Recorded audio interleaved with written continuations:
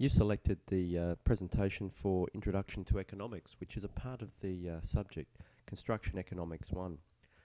In this subject, you'll be looking at the various issues that make up economics and recognise the impacts on the construction sector.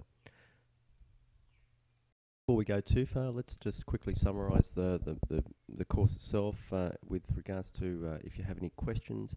You can contact me. You can use the Q&A forum. You can also push up any questions or discussion on the student discussion forum in Moodle as well. Assessment submission dates, be very clear about this, and your assessment format. This PowerPoint presentation is not to be taken as a substitute for the study guide. It is a summary only of the subject and is there as another tool to help you in your understanding of economics in the construction industry. Economics is a social science in the same category as politics and psychology. It's the study the nature of society. If we look at economics in its most simplest form, there's really three activities that make it up. The product exchange, which is where we consider the creation of goods and services. And they have no real value until they're exchanged, swapped, or the exchange is made for money. There's distribution. This is the way the income is shared.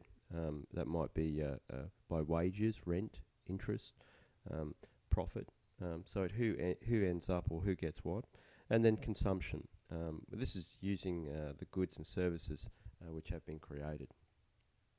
Economics is very important and it has a major role to play in Australia as it's the science of scarcity, and as a result it has a major role in decision making, particularly with politicians. Their decisions are made based around economics, and these two main issues that they make decisions with economics is with efficiency and equity in mind.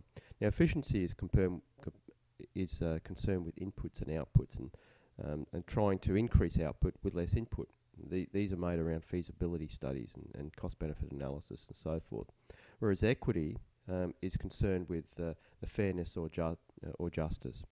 It all comes back to supply and demand, the resources, which are stocks which control production, limited supply, and human wants, otherwise known as the flows. Now, the resources to produce the economic goods generally include things like land, labour, capital, which is man-made, and enterprise. So economics functions on the basis of that goods have an economic value and can be bought and sold. Free goods are those which don't have any value and for which people are not willing to work. So these goods are free because the economic flow of goods and services does not exist. Break this down further into production and demand. A lot of the human wants are repetitive by nature. Things like food, clothing, they're just everyday things. There's lots of difference in quality, and so people tend to upgrade. Business firms have to decide what they want to produce, so where they want to produce it, and the production methods and so forth. Business firms have limited borrowing and capital, so the factors regarding supply and demand are affected by time and rationality.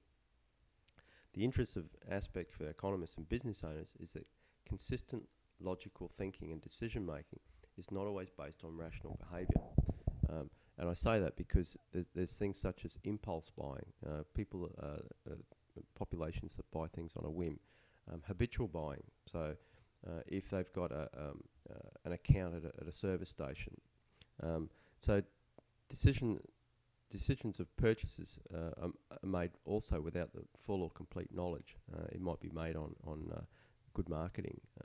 So by considering this or using some type of prediction in group behaviour, we can, as a general rule, assume that irregular responses will cancel them out and the group will behave in a predictable way, even if some individuals will not. So that's, although we're saying economics is a science, there's a lot of assumptions in there about the behaviour of how the transfer of goods and exchange of monies will occur.